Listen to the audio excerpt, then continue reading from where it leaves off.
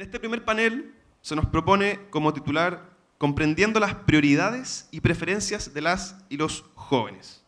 Algunas preguntas iniciales que se nos han planteado y que quieren ponerse en juego en este panel son las siguientes. ¿Cuáles son las prioridades y preferencias de los jóvenes actuales? ¿Qué les motiva y emociona? ¿Cuáles son sus principales preocupaciones y miedos?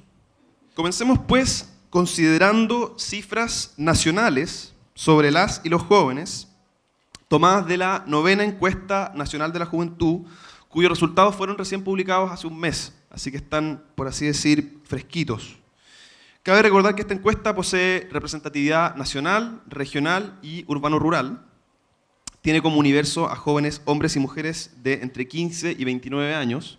Si alguno se pregunta a qué se debe ese rango etario, es el rango que legalmente se ha establecido para delimitar la juventud en términos de política pública. Y fíjense que esta última versión de la encuesta del INJUV contó con una muestra de 9.700 casos, una muestra bien grande. Y a su vez, lo interesante de este estudio es que además incorpora una muestra complementaria de población adulta para fines comparativos. Entonces, aplica las mismas variables en estas dos poblaciones y permite establecer comparaciones. Como sabemos, la población juvenil asciende hoy a poco más de 4 millones, representando aproximadamente un quinto de la población del país. Se trata de una generación altamente conectada. En promedio, utilizan Internet 6 horas al día, sin mayores diferencias de género ni nivel socioeconómico. Han alcanzado un nivel de escolaridad de 12,6 años en promedio, versus los 10,6 de la población mayor de 30 años. El 87% vive en zonas urbanas, 1 de cada 3 posee algún tipo de deuda a su nombre, la mayoría de carácter educativo, un 17% no estudia ni trabaja, los famosos Nini. Fíjense que de acuerdo al estudio Millennials en América Latina y el Caribe, este grupo de los denominados Nini está mayoritariamente formado por mujeres en todos los países de la región. Asimismo, en todos los países, los Nini pertenecen a hogares de menos recursos. Además, la encuesta revela que solo una fracción muy pequeña de los jóvenes Nini, un 3% en el conjunto de los países del estudio, calza con el estereotipo de un joven inactivo, que no realiza labores entendidas como productivas. De hecho, la gran mayoría de los Nini realiza actividades productivas en sus hogares, o busca empleo, o tiene una discapacidad que le impide estudiar o trabajar. Chile es el país con menor porcentaje de Ninis. De acuerdo con el mismo estudio, los jóvenes chilenos dentro de esta categoría muestran una alta incidencia de relaciones sexuales desprotegidas y de consumo de drogas. Sin embargo, son los jóvenes que estudian y trabajan a la vez quienes presentan más conductas de riesgo en cuanto a porte de armas, consumo de marihuana, consumo excesivo de alcohol, sobrepeso y obesidad, así como una mayor incidencia en síntomas de depresión.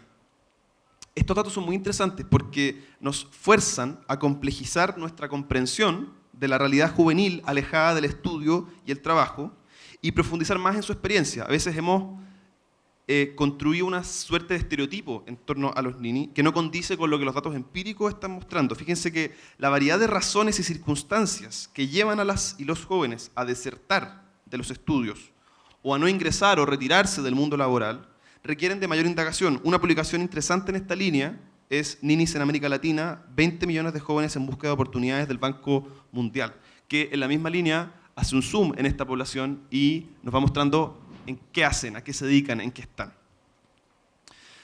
Veamos algunos datos relacionados al ámbito político. De acuerdo al estudio del INJUV, el 82% de los jóvenes está poco o nada interesado en política. Fíjense que los adultos, el nivel de interés político alcanza una cifra muy similar, del 83%. A su vez, sería la población adulta aquella que se muestra más insatisfecha con la democracia, un 45%. Mientras que en las y los jóvenes, dicha cifra llega al 37%. Nuevamente, en la línea de problematizar los imaginarios juveniles que hemos ido construyendo. Estos datos lo que hacen es problematizar el rostro prioritariamente juvenil que suele atribuirse al descontento político y democrático, mostrando la relevancia de la población mayor de 30 años en dicho fenómeno. Un dato interesante a raíz de la contingencia. El Núcleo de Sociología Contingente de la Universidad de Chile, un grupo de investigadores, en el contexto del ciclo de movilizaciones que iniciaron en Chile el 18 de octubre, obtuvo, en un estudio de caracterización que realizaron de los manifestantes de Plaza Baquedano, centro neurálgico de las manifestaciones, que la edad promedio de los manifestantes es de 33 años, de los manifestantes más frecuentes, perfilando al manifestante como un adulto joven, versus quizás una imagen más adolescente de la imagen del manifestante. Todavía en el ámbito político, fíjense la gracia de la encuesta del INJUV al tener varias olas es que nos permite la comparación longitudinal. El 2012, en esta encuesta, 2 de cada 3 jóvenes creían que las redes sociales eran una mejor herramienta que el voto para dar a conocer demandas sociales. 2 de cada 3. Mientras que hoy, 2020, solo 1 de cada 3 sostiene esta postura. Vale decir, se aprecia una cierta erosión de la creencia en la eficacia de las redes sociales como herramientas políticas, contra la idea de el volcamiento juvenil a las redes sociales como un medio político privilegiado. Este dato nos muestra un matiz. 1 de cada 2 jóvenes, es decir, la mitad, declara que, cito textual, abro comillas, si hay una ley mala o injusta que estuviera a punto de aprobarse en el Congreso, no haría nada para evitarlo porque nada es efectivo.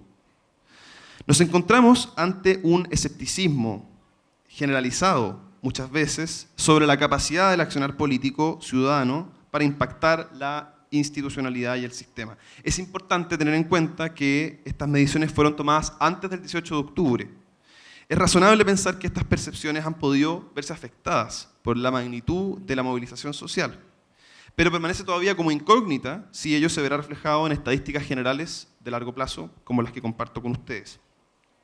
Un 19% de las y los jóvenes declara haber participado en marchas en el último año, y los resultados indican que los jóvenes de nivel socioeconómico alto participan más en manifestaciones que los jóvenes de nivel socioeconómico bajo.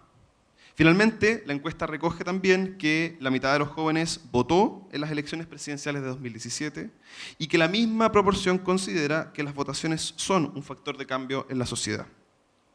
Pasemos por un momento del ámbito político al ámbito educativo, donde también la encuesta nos ofrece datos muy reveladores. Fíjense que los jóvenes chilenos le ponen un 4,6 a la calidad de la educación en Chile, en una escala del 1 al 7. Y un 5,2 a la calidad de la educación que ellos recibieron. La calidad de la educación cívica, a propósito de este foro, y la educación sexual son las peores evaluadas, con un 4,6 y un 4,4 respectivamente. Según los jóvenes, desarrollarse como persona y aprender más son los 2 aspectos más importantes que puedes lograr en la vida con la educación que recibes o has recibido, incluso más que el tipo de oportunidades laborales a las que puedes acceder, o el tipo de salario o beneficio económico que puedes obtener como retribución. Respecto de la preparación para el mundo laboral, fíjese en esta llamativa desigualdad.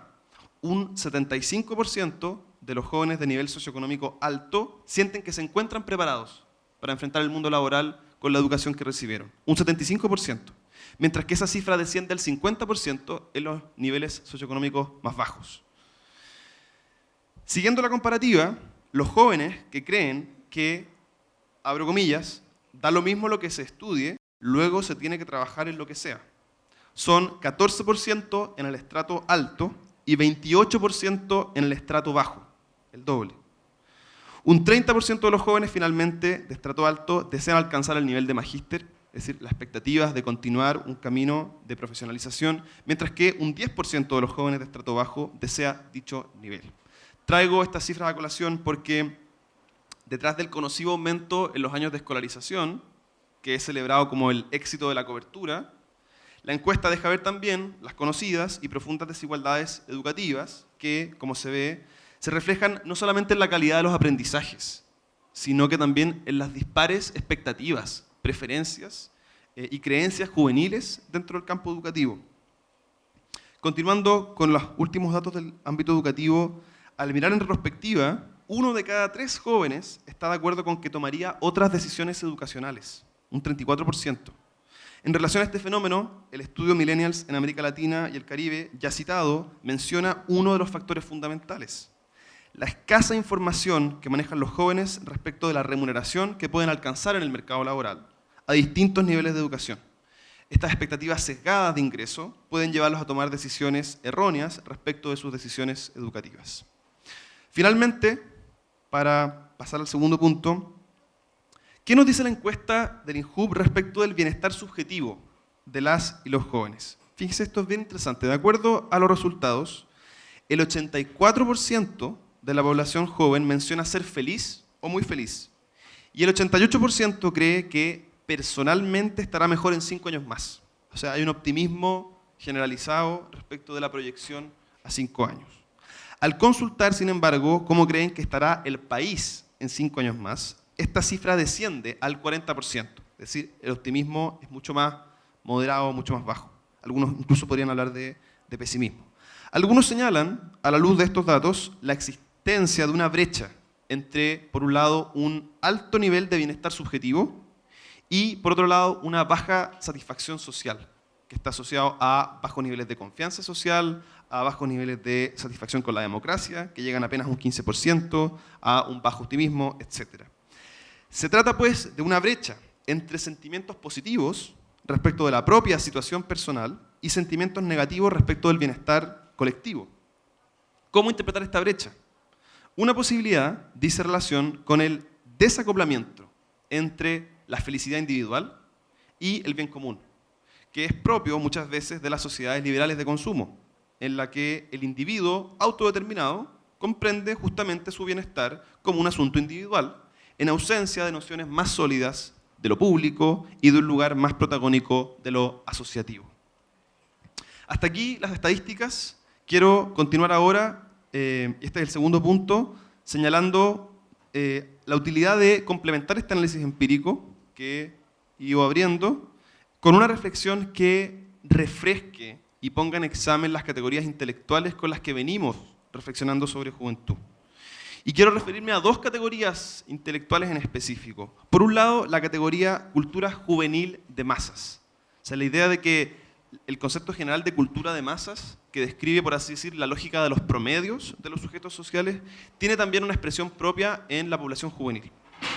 Y por otro lado, que nos aproximemos un momento a mirar el concepto de millennials, que es un concepto que se ha popularizado mucho y que la academia lo toma muchas veces para hacer investigación, pero que se ha también instalado como en el lenguaje social y que eso también va construyendo realidad. Es importante también preguntarnos de qué realidad está informado el concepto millennial que estamos utilizando muchas veces sin demasiado sustento empírico o al menos sin suficiente evidencia, a mi juicio, aún.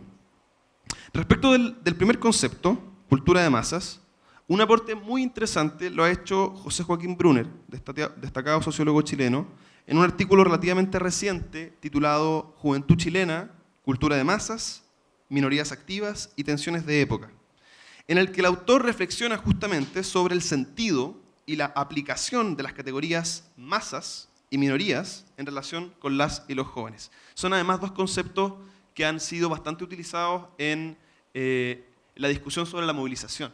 ¿Quiénes son la masa? ¿Quiénes son las minorías? ¿Cómo se confunden ambos grupos? En este texto, lo que Brunner hace es aportar claves de comprensión sobre la cultura juvenil, cuestionando la imagen idealizada que a veces tenemos de los jóvenes y que alimenta lo que el sociólogo llama el mito de la cultura rebelde. Esta imagen es problematizada en el artículo mediante una descripción sociológica de la cultura de masas. De acuerdo con Brunner, mientras que ciertamente existe rebeldía o malestar entre algunos jóvenes, la mayoría de ellos, basándose en encuestas, presenta niveles mezclados de crítica y resignación, de pesimismo y optimismo, de impresiones de progreso, pero también de vivir rodeados de intolerancia y mercantilización. El joven promedio se encontraría inmerso en esta mixtura, que sería propia de la cultura de masas, mientras que el malestar y la rebeldía, que imaginamos como transversal a la juventud, estaría en realidad circunscrita a lo que el autor denomina minorías activas. La exposición mediática de estos grupos disidentes contribuiría a hacernos creer que resultan representativos de un fenómeno masivo, o más precisamente mayoritario. En realidad, estas minorías activas, como su nombre lo indica, constituyen una excepción dentro de su propia generación, rompiendo la pasividad de las masas para buscar cambios en diversos temas de relevancia social.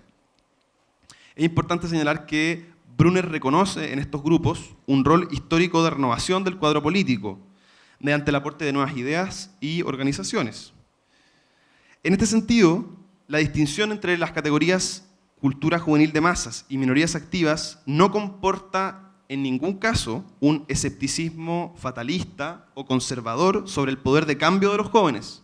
Al contrario, el autor otorga eficacia histórica a las minorías activas, pero recordándonos que al final del día la mayoría de los jóvenes quedan sociológicamente mejor descritos como parte de los patrones culturales dominantes o la masa, contra la cual de hecho las minorías activas reaccionan. Esta ambivalencia no inter, sino intrageneracional nos hace presente algo tan evidente como que los jóvenes son hijos de su cultura.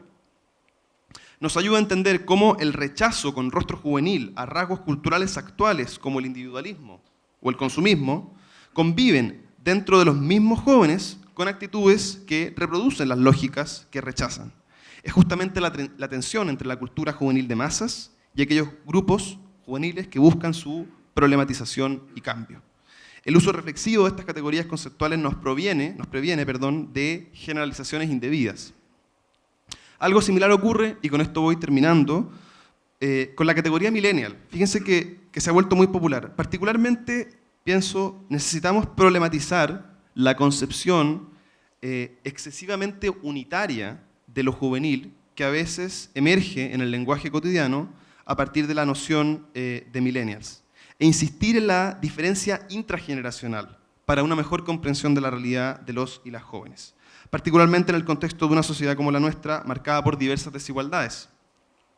A los millennials se los identifica como la generación de jóvenes nacidos aproximadamente entre 1985 y 1995, existiendo cierta controversia entre los académicos respecto de los años exactos donde fijar el corte de esa generación. Y en esto no hay un acuerdo mayor. Se los describe estereotipadamente como adictos a las redes sociales y los viajes, propensos a cambiar de trabajo con frecuencia, poco interesados en ser madres, padres, entre otras cosas. Para ciertos autores, la pretensión de conocimiento generalizado sobre la realidad juvenil que acarrea la expresión millennial es problemática. El reconocido sociólogo francés Pierre Bourdieu ejemplificaba notablemente esta postura. Para Bourdieu, la juventud en ningún caso representa una unidad social, sencillamente porque integra realidades sociales heterogéneas, asociadas a variables de desigualdad social como clase, género, etnia, etc. Entonces, al enmarcar la juventud en un sistema de relaciones sociales, Bourdieu critica la práctica de los investigadores que imponen las fronteras de edad en el análisis de la juventud como de forma priorística, externa al objeto.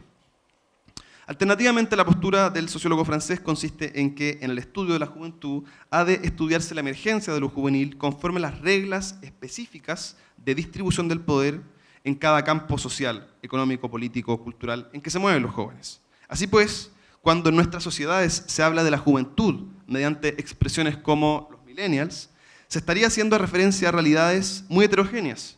Al decir esto, no pretendo negar la utilidad del concepto. En su conjunto, los rasgos reunidos en esta expresión pueden dar lugar a una semblanza elocuente para describir a ciertos grupos de jóvenes, quizás preferentemente jóvenes de la élite. Al mismo tiempo, sin embargo, la masificación del concepto millennial parece comportar cierta inconsciencia de los alcances y límites de su aplicación en una sociedad como la nuestra, que no solo presenta altos niveles de desigualdad económica, sino también de género, orientación sexual, etc. Tómese como ejemplo la diferencia entre jóvenes marginados y jóvenes de la élite. La experiencia de la juventud de los primeros está marcada por una lucha transgeneracional contra la exclusión. Mientras que sus padres enfrentaron la exclusión del sistema educativo, estos jóvenes experimentan hoy la segregación dentro del sistema educativo y a la vez una inserción desventajosa en el mercado laboral. La élite juvenil experimenta, por su parte, por mencionar un fenómeno llamativo, la experiencia de la prolongación de la juventud, asociada a la postergación del ingreso al mundo laboral y la postergación del abandono de la casa de los padres, ingresando a un tiempo cada vez más extendido de experimentación y búsqueda personal, una suerte de post-adolescencia que se va extendiendo entre los 20 y los 25 años. Se trata de dinámicas y trayectorias juveniles socioeconómicamente diferenciadas. Pregunta, ¿a qué sustrato común de experiencias vitales apelamos cuando clasificamos ambas realidades bajo el rótulo de generación millennial? Este es sin duda un ejemplo muy limitado para ilustrar un desafío mayor. En palabras de Bourdieu, para el estudio de las generaciones es necesario tener en cuenta tanto las diferencias intergeneracionales, es decir, naturalmente la mirada comparativa con el mundo adulto, derivadas de las variaciones de tiempo, como las diferencias intrageneracionales, derivadas de las posiciones sociales que ocupan los miembros de una generación cronológica determinada. He completado entonces los 2 puntos propuestos, un vistazo a las estadísticas, ¿no es cierto?, llamativas sobre la realidad juvenil y algunas reflexiones de corte más conceptual sobre el estudio de la juventud, y espero de esta manera poder abrir ciertos elementos de contexto, preguntas y ir sumando perspectivas a la discusión que se irá proponiendo en los paneles que seguirán. Muchas gracias.